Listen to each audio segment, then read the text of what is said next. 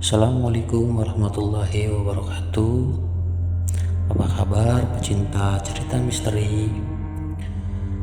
Semoga sehat selalu. Baik, sahabat cerita misteri, kali ini saya bakal menceritakan sebuah cerita di mana cerita ini yang telah terjadi dan menimpa kepada sahabat saya pribadi ya. Jadi kejadian ini terjadi sekitar tahun 1991 ya. Jadi pada awal ceritanya sebut saja namanya Pak Warjo. Nah, Pak Warjo ini kerjanya dia itu kerja serabutan ya. Kadang dia jadi buruh tani, kadang juga dia jadi kuli angkut pasir. Dan untuk setiap malam hari Pak Warjo ini mencari katak ya. Artinya mencari katak itu ngobor kodok lah ya istilahnya, kalau di kampung kita itu kalau di Jawa itu namanya ngobor kodok. Jadi ngobor kodok itu atau ngobor katak itu menggunakan lampu patromak dan mencari katak di sawah ya. Kadang ada ikan ya diambil ikannya, kadang ada belut ya ditangkap belutnya gitu. Intinya ketika Pak Warjo ini pas malam hari dengan sampingannya itu mencari katak. Jadi karena waktu itu banyak peminat ya daging katak ya, dibikin suik katak ya. Jadi pada awal ceritanya Pak Warjo ini berpamitan ke keluarganya untuk mencari katak ya. Jadi ini sudah jadi rutinitasnya dia setiap malam ya untuk cari sampingan ya.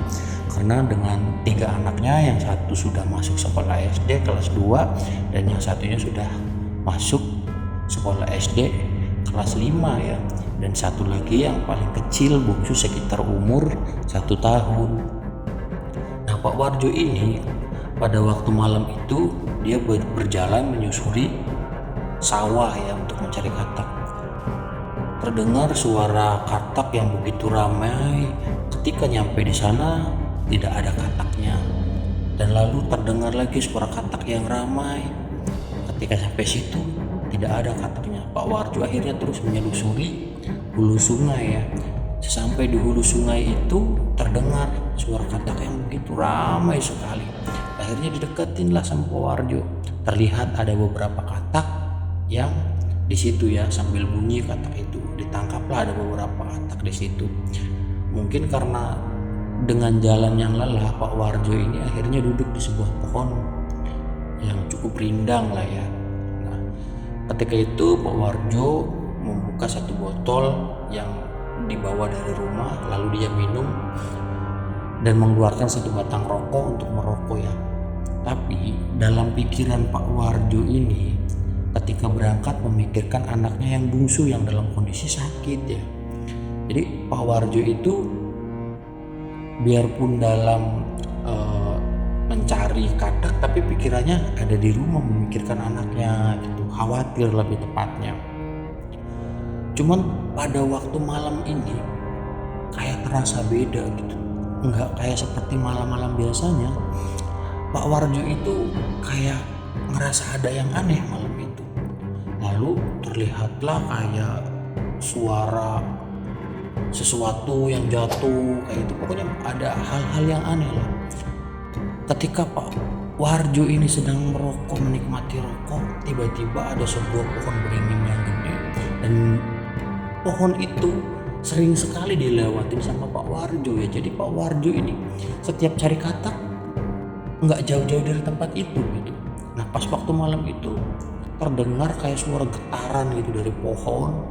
Lalu Pak Warjo itu memperhatikan, jadi di atas pohon itu yang rimbun itu kayak ada angin, ibaratnya kayak angin puting beliung, tapi di situ doang gitu. Tapi kalau orang Jawa itu sudah tidak aneh hal seperti itu. Biasanya katakanlah kata orang Jawa zaman dahulu itu kuntilanak yang sedang bermain gitu ya. Cuman Pak Warjo itu tidak terlalu menghiraukan karena dia tujuannya mencari rezeki ya buat keluarganya. Lalu Pak Warjo pun bilang, kalau orang Jawa pasti bilang seperti ini, aja ganggu buyut, anak putu lagi belum rezeki. Kalau di bahasa Indonesia, jangan ganggu buyut, anak cucumu lagi cari rezeki buat keluarga. Tapi tetap itu angin itu masih tetap di situ. Lalu tidak lama terdengar kayak rintikan suara orang ketawa perempuan. Pak Warjo Warjo pun tidak menghiraukan hal itu karena sudah biasa dan sudah lumrah bagi pengobor katak ini ya kejadian hal kayak gitu. Bahkan suatu pernah yang dialami Pak Warjo itu katanya ketika mengobor katak itu di tepian sungai itu melihat kayak sebuah perahu tapi di dalam putih banget gitu. Dari hilir itu nabrak gitu kan, artinya lawan arah dari hilir ke hulu itu si itu. Cuman waktu tidak pernah dihiraukan hal-hal kayak gitu karena sudah biasa, karena kerjaannya dia ya resikonya dia seperti itu, mencari katak tengah malam ya pasti gitu istilahnya. Nah dari situ Pak Warto pun beranjak lagi ya. Pak Warjo ini beranjak untuk mencari katak lagi ya. Cuman ketika mencari katak dengan pola pikir yang tidak fokus memikirkan anaknya, Pak Warjo was-was karena banyak hal-hal yang terjadi aneh gitu pada malam itu. Dan suatu ketika Pak Warjo itu berpikir, ya sudahlah, saya lebih baik pulang. Tapi ketika pas menyeberangi sebuah sungai jembatan kayu, Pak Warjo ini melihat ada ular kobra yang sedang mengejar katak kecil ya. Katak yang kecil itu nyebrang dari sungai, itu nyebrang si katak itu dikejar sama si ular. Tapi uniknya si ular itu mempunyai tanda titik putih di bagian bibirnya atau di bagian bawahnya. Cuman Pak Warjo ini tidak menghiraukan karena dia kepikiran anaknya ya. Tidak lama setelah menyeberangi jembatan kayu, Pak Warjo itu mengikuti jalan menuju jalan raya ya. Artinya jalan raya, jalan kampung tapi yang sudah diaspal, jadi tidak begitu ramai. Ketika itu Pak Warjo yang sedang berjalan kaget ada sebuah mobil yang ngerem mendadak gitu ya. Ngerem mendadak lalu tancap gas lagi. Lalu Pak Warjo pun tidak berpikir yang aneh-aneh. Cuman ketika itu dari kejauhan tersenter oleh patromak si Pak Warjo ini melihat ada sebuah kain, tapi kain itu berwarna hitam dan putih ya. Nah setelah didekati ternyata yang dipikir itu kain, ternyata ular yang tadi dilihat Pak Warjo ketika Pak Warjo melewati jembatan tadi yang mengejar katak kecil itu. Akhirnya Pak Warjo berhenti dengan dilihat ini ular unik banget. Cuma posisi ular itu di bagian ekor atau ya di bagian ekor paling mendekati badan si ular itu kelindes mobil ya, artinya ada luka lecet ya. Jadi dia tidak bisa bergerak gitu karena lukanya itu. Akhirnya Pak Warjo itu memutuskan membawa si ular ini ya dimasukkan ke kembu. Jadi kembu itu tempat yang anyaman bambu, biasanya kalau orang kampung itu biasa kalau buat mancing, tempat ikan, tempat belut, itu namanya kembu ya. Dimasukkanlah si ular ini ke dalam kembu. Lalu Pak Warjo ini pulang, tapi sambil pulang di sepanjang jalan ini setelah membawa si ular ini, semakin di jalan itu katak semakin terdengar ramai. Artinya ramai di pinggiran jalan yang biasanya tidak ada katak tuh ramai gitu di pinggiran jalan. Akhirnya Pak Warjo memutuskan sambil jalan pulang ini sambil menyusuri sawah yang dekat jalan ini. Ternyata di situ ada beberapa katak yang gede-gede ya, kalau dulu itu namanya katak super yang gede. Karena waktu itu katak itu cukup mahal untuk bikin sulit katak ya. Jadi ditangkaplah katak-katak itu. Lalu sesampainya di rumah, benar saja anak bungsunya itu semakin parah, panasnya pun semakin tinggi. Pak Warjo pun panik gitu. Mau ngejual katak tapi malang gitu, tidak enakan sama penampung katak ini atau pembeli katak ini. Kalau di sana itu namanya pengepul katak, bakul lah ya, bakul katak. Tapi Pak Warjo ini gimana, karena dia butuh. Akhirnya si Pak Warjo ini mengambil sebuah wadah kayak ember ya, ditumpahkanlah dengan tujuan mengambil si ular tadi. Si ular tadi itu dengan kondisi yang lemas karena mungkin kehabisan darah ya. Akhirnya si Pak Warjo ini dipeganglah kepala ular itu dan melihat unik banget itu dengan warna putih di bagian bibir bawah si ular itu, di dagu lah ya, lebih tepatnya di dagu. Lalu si Pak Warjo ini berinisiatif mengobati si ular ini. Diobatilah si ular ini dengan menggunakan obat. Kalau di kita itu dulu pakainya ramuan lah ya, istilahnya ramuan. Biasanya ada beberapa daun-daunan gitu kan. Nah, ditumpuklah si daun-daunan ini, lalu diikatlah sama pewarjo ini sama sebuah kain. Nah kan, cuman si istrinya ngomong, buat apa sih Pak bawa-bawa ular dari sawah ke rumah? Si Pak Warjo bilang, kasihan dia kelindes mobil katanya. Cuman lihat deh Bu, ini ular ini unik Bu, di bawahnya, di bawah dagunya ini ada warna putih. Yang si bapak ada-ada aja. Lalu dipindahkanlah si ular tersebut ke dalam kembu yang tadi dibalikan. Lalu Pak Warjo ini mengambil sebuah karung untuk memasukkan si katak-katak ini. Dengan perasaan yang bingung, Pak Warjo ini bingung banget mau dijual malam. Akhirnya karena melihat kondisi anaknya yang semakin parah, akhirnya Pak Warjo memutuskan untuk menjual pada malam hari ya, istilahnya sekitar jam 3 atau jam 4 lah, sudah mendekati pagi. Karena biasanya kalau pengobor katak itu biasanya sekitar jam situ baru pulang. Akhirnya dijual lah. Pak Warjo ini tok mengetok si bakul katak ini. Assalamualaikum, tok. Akhirnya dibuka kan lah. Lah, Jo ngapain?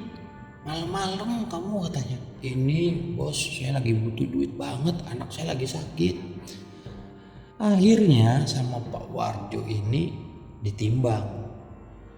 Dan alhamdulillahnya dapat cukup lumayan duit ya. Waktu itu dapat 15.000. Kalau zaman dulu 15.000 itu paling gede lah ya istilahnya. Seingat saya waktu saya kecil aja 100 perak itu buat uang saku ya cukup gitu. Dapat 15.000. Pak Warjo dengan bersyukur alhamdulillah katanya. Akhirnya memutuskan untuk cari warung yang buka tapi masih pada tutup. Akhirnya memberanikan diri mengetok warung, membeli obat buat anaknya. Dapatlah obat itu, Pak Warjo balik meminumkan ke anaknya. Setelah itu sekitar jam 8 pagi Pak Warjo bangun. Dibangunkan istrinya, Pak bangun Pak, ini sarapan Pak. Iya katanya. Pak Warjo minum teh terus ngerokok, terus melihat anaknya seger gitu, dia bisa bermain, dia katakanlah sudah sehat lah ya. Akhirnya Pak Warjo memutuskan melihat si ular yang semalam. Ternyata si ular semalam itu akhirnya sembuh si ular itu ya. Tidak, gimana ceritanya si ular ini karena mungkin karena lukanya jadi dia tidak terlalu agresif ya. Tapi ketika dideketin dia kayak ngelawan gitu, nyembur plus kayak gitu ya, namanya ular kobra kan kebanyakan seperti itu. Nah akhirnya sama Pak Warjo itu kasih makan ikan, kadang katak kecil, saban. Hari si ular tersebut ini lama kelamaan si ular itu lama banget tuh sampai sembuh, di kembu itu sampai sembuh luka yang itu. Yang biasanya kalau didekatin dia selalu ngelawan ya, artinya dia nggak mau keusik gitu. Itu kalau didekatin dia diem gitu,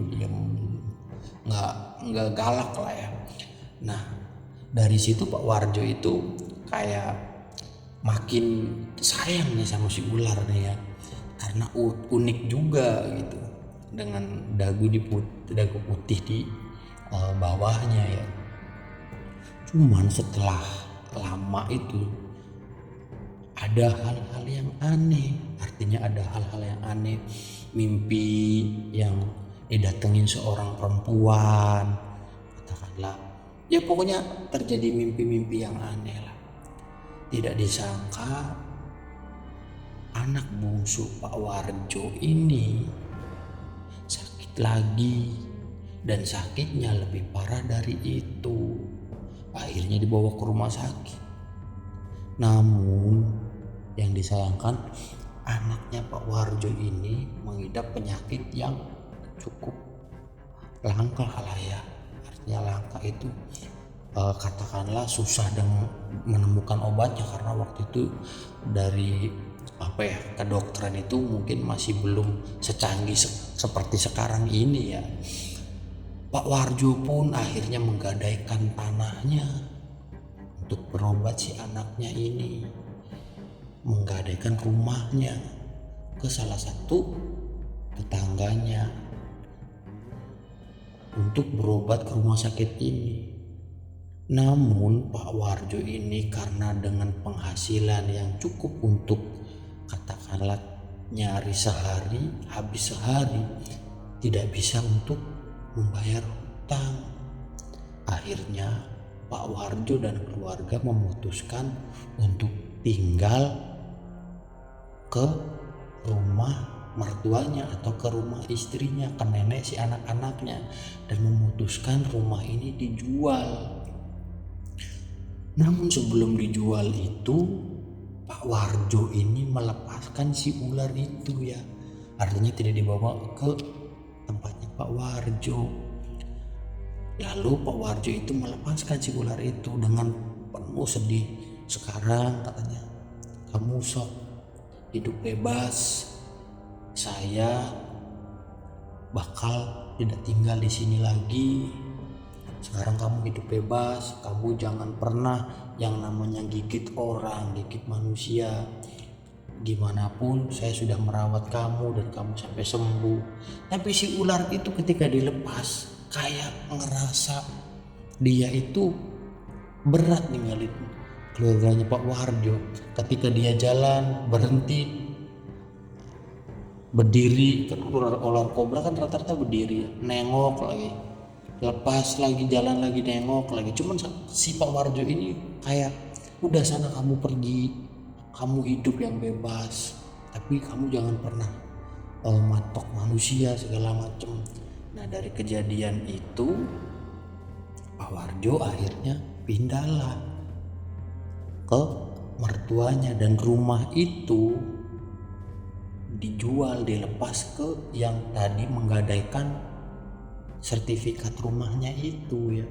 Namun si orang yang mempunyai sertifikat tanah Pak Warjo ini dijual lagi ke orang, dan di situ itu katakanlah namanya Pak Firman. Pak Firman ini membeli rumahnya Pak Warjo yang dulu mungkin harganya 1 juta, karena waktu zaman dulu itu beli tanah pun masih murah ya, dijual lebih sama si yang mempunyai akte, yang Pak Warjo ini pernah pinjem utang ya, pernah pinjem duit ya, dijual, namanya Pak Firman.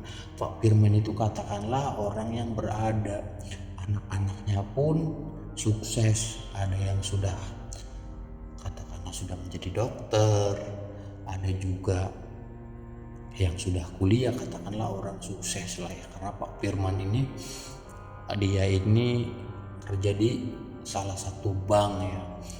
Nah anak yang terakhir itu sahabat saya,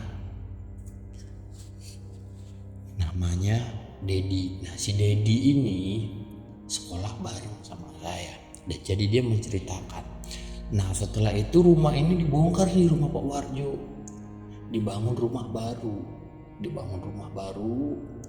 Nah dibangun rumah baru.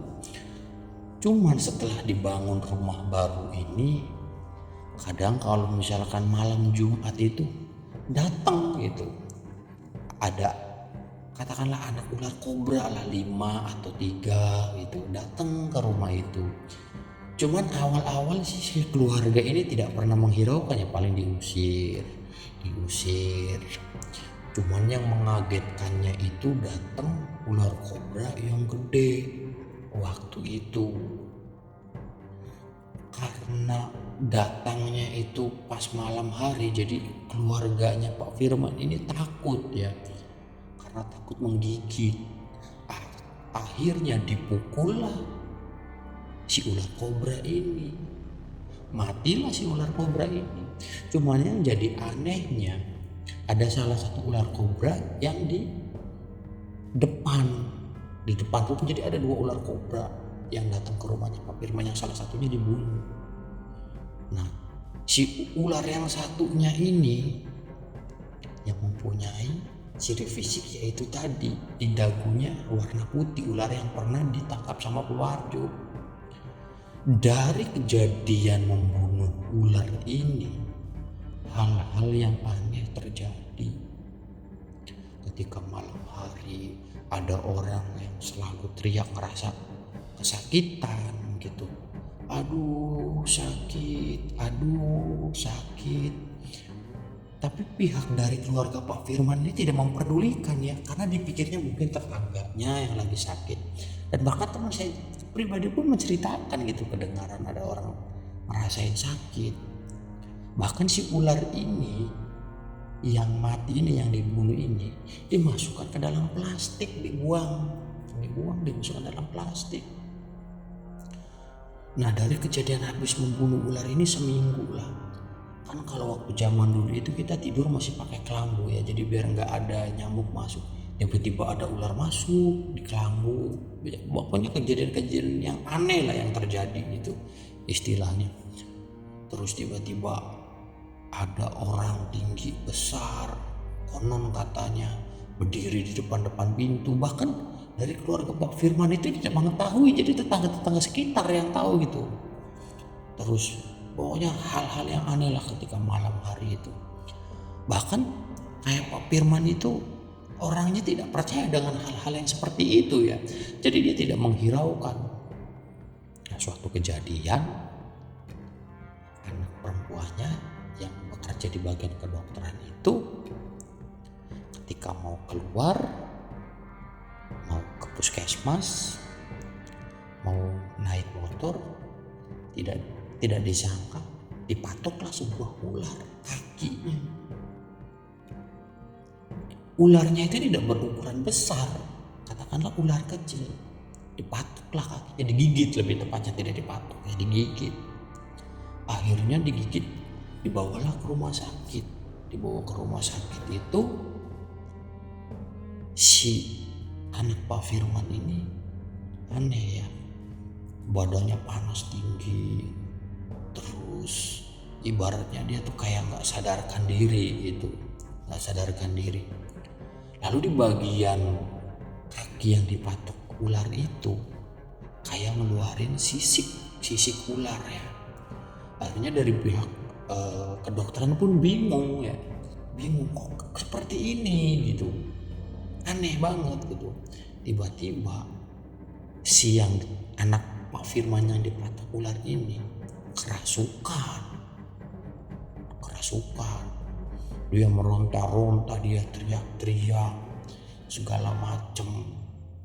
Akhirnya ditanya lah sama salah satu dari puskesmas di situ. Ini siapa katanya? Ini siapa? Tapi dia tidak mau menjawab, cuma menatap matanya. Iya pokoknya menyeramkan lah istilahnya. Ini siapa katanya? Keperluannya apa masuk ke si mbak ini? Cuma dia tidak menjawab, cuma menatap gitu aja. Setelah itu si pihak dari puskesmas yang si anaknya Pak Firman kerja ini datanglah ke rumah Pak Firman menjelaskan ya bahwa anaknya setelah digigit ular itu seperti ini keadaan. Pak Firman dan keluarganya akhirnya datanglah ke puskesmas itu dengan melihat kondisi anaknya yang kerasukan. Akhirnya ditanya, ini siapa? Keperluannya apa? Sambil menunjuk tangannya, si mbak yang kesurupan ini menunjuk Pak Firman. Kamu telah membunuh suami saya. Kamu telah memukul suami saya. Seperti itu. Saya di sini tidak pernah mengganggu keluarga Anda, tapi Anda tega membunuh suami saya. Dari situ Pak Firman itu bertanya-tanya, apakah ular yang kemarin saya bunuh? Akhirnya mempertanyakan, apakah ular yang kemarin saya bunuh? Lalu dia jawab, iya, karena saya tinggal di situ itu lebih lama daripada kalian. Akhirnya Pak Firman ini panik ya dengan ancaman-ancaman si makhluk tersebut. nyawa dibayar nyawa lah, saya bakal tumpas satu keluarga karena kamu sudah membunuh suami saya. Cuman Pak Firman ini berinisiatif memanggil kiai ya, dipanggil lah kiai, diruqyah lah kalau zaman sekarang ya. Ditanya akhirnya menceritakan Pak Firman itu kronologinya seperti ini kejadiannya. Akhirnya si makhluk itu pun keluar dan diobati, sembuhlah si mbak ini. Sembuh si mbak ini, dibawa pulang. Tapi ketika dibawa pulang si mbak ini berteriak kalau di situ ada makhluk kayak gini, menyeramkan lah. Kejadian itu mencekam. Ketika malam hari pun terdengar suara-suara yang aneh seperti ringkikan atau jeritan, tangisan. Pokoknya menyeramkan lah. Dari pas kejadian itu Pak Firman itu bertanya-tanya bagaimana ini caranya. Akhirnya mengundang kembali kiai lagi. Akhirnya si makhluk itu masuk lagi dan katakanlah dia bercerita, saya tidak mau apa-apa, suami saya mati, otomatis nyawa dibayar nyawa. Lalu si kiai ini menanyakan, iya mungkin keluarga ini salah, apa mungkin masih bisa dengan cara lain gitu. Cuman si makhluk ini selalu bilang, saya ini tinggal lama di sini dan saya diselamatkan oleh seseorang dan dirawat oleh seseorang, dan saya itu ingin bertemu. Artinya dia mungkin menengok, dan mungkin anak-anak yang kecil itu mungkin salah satu tanda bahwa inilah anak-anak saya dan inilah suami saya, mungkin seperti itu kejadiannya. Akhirnya berpikir Pak Firman ini mendatangi orang yang menjual rumah atau tanah ini. Didatangilah sama Pak Firman, ditanyakan siapa pemilik awal tanah ini. Lalu dia bilang namanya Pak Warjo. Akhirnya dicari, ketemulah rumah Pak Warjo. Namun sayang Pak Warjo ini sudah meninggal. Lalu si Pak Firman ini makin bingung. Akhirnya dari anak Pak Warjo yang pernah sakit itu, si Busu itu, dia sering bermimpi. Kalau bermimpinya ya itu bermain sama ular yang dagunya putih itu. Sering bermimpi bermain karena pas waktu masa kecilnya bermain sama ular itu gitu. Artinya ketika misalkan nangis sama almarhum Pak Warjo ini dideketin ke ular, disentuh kembunnya, lalu si ular itu kayak menggunda gitu, bunyi plus gitu sambil kayak kayak sendok lah ya, ibaratnya nyentong lah ya. Nyentong itu kayak sendok dulu kepalanya itu ya. Jadi buat mainan si anak kecil itu. Nah si anak yang kecil itu akhirnya ngomong, yang mungkin sudah beranjak dewasa ya.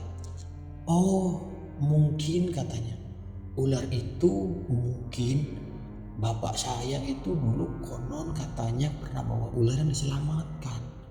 Akhirnya si anak kecil ini datang ke rumah Pak Firman, dibawa sama Pak Firman. Dalam kondisi kesurupan itu, si makhluk yang merasuki anaknya Pak Firman ini meneteskan air mata gitu loh. Meneteskan air mata datang si anak kecil ini. Lalu mereka berpelukan. Terus si anak kecil ini katakanlah menceritakan kalau bapaknya sudah meninggal. Kamu jangan pernah ganggu keluarga ini. Kalaupun keluarga Pak Firman sudah mempunyai salah, maafkan karena kamu ini berbentuk ular. Jadi apa salahnya karena kalian berbentuk ular? Kalaupun berbentuk manusia mungkin keluarga Pak Firman tidak bakal menyakiti kalian. Akhirnya dari kejadian itu si makhluk yang merasuki si mbaknya ngomong, ya sudah, mungkin dulu saya sudah pernah diselamatkan. Sekarang suami saya sudah tidak ada, akhirnya meninggal. Saya mohon untuk mencari katakanlah jasad si ular itu ya. mayat ular itu untuk dikebumikan secara wajar. Lalu dicarilah yang pas dibuang itu, dan tidak disangka dibuka itu masih utuh, padahal udah hampir kejadian ini udah hampir berminggu-minggu lah ya. Dibuka itu masih utuh. Lalu diambillah si ular itu, dimandikan, lalu dibungkus sama kain kafan, lalu dimakamkan, ibaratnya dimakamkan. Nah, setelah itu dimakamkan, datanglah beberapa ular kobra itu dengan anak-anaknya ya, melihatlah istilahnya. Lalu tidak disangka si anak kecil yang tadi itu mendatangi si ular kobra itu, lalu sambil mengelus-elus kepala kobra itu. Artinya dia udah terlalu akrab banget gitu loh. Itulah sedikit cerita tentang cerita misteri ya. Jadi kita sebagai manusia itu intinya kita kan hidup berdampingan dengan makhluk yang kasat mata ya. Jadi kita selayaknya tidak perlu untuk menyakiti, artinya tidak perlu untuk menyakiti ketika ada hewan yang mungkin tanda kutip mungkin aneh atau rancu, kita jangan memukul, lebih baik kita mengusirnya dengan baik-baik ya. Yang dikhawatirkan itu yang menimpa pada sahabat saya ya. Baik, itulah sedikit cerita. Jangan lupa like, share, komen, dan subscribe. Assalamualaikum warahmatullahi wabarakatuh.